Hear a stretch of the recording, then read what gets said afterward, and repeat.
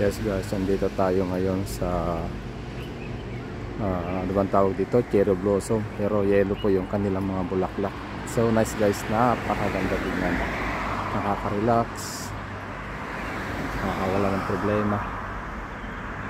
Look guys, yan, gaganda, ang gaganda ng mga bulaklak, grabe. Hanggang doon po yan guys.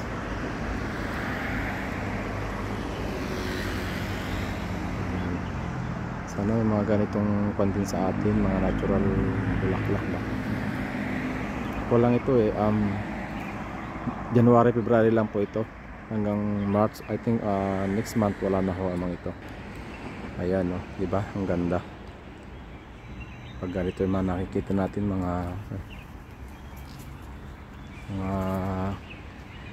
mga palamuti sa kapaligiran, mga nabubulaklak na puno.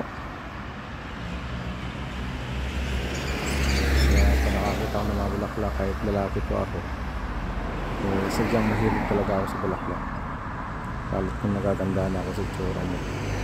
Hindi naman ako sa mabango lang. Yung bang nakikita kasi ho natin, nakaka-relax, di ba? Tulad ng punong to, yan o. Itik sa bulaklak talaga. Ganyan lang po itsura ng mga yan. Hindi na po sila namumunga. Ayan, tingnan nyo guys, hitik na hitak sa bulaklak. Diba ang ganda?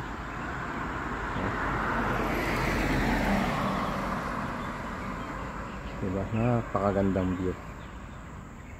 Ayan, kita ninyo. Ayan, sarap pagmasdan. So up natin para makita sa malayuan. Ayan, ganyan po siya guys. Diba? Ang ganda niya.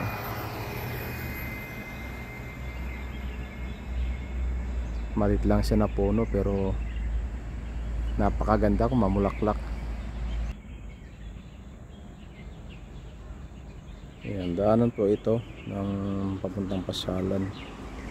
So nakikita ko lang po siya. Kaya natutuwa lang po. Hanggang doon po yan. Mahaba po ito na kalsada. Mayroong mga ganyang bulaklak na kulay dilaw. Ibang tawag dito kung cherry blossom ba? Kasi alam ko cherry blossom pink at puti lang ho, diba? Ayan o. Ayan, hanggang dito lang po yung ating kukunan. Ayan, at pakikita mo sa mga ang ganda talaga. Ayan, sa muli, maraming salamat sa pagtangkilik muli ng ating munting channel, Kay Fords TV Official Top Sir. Paalam, bye bye.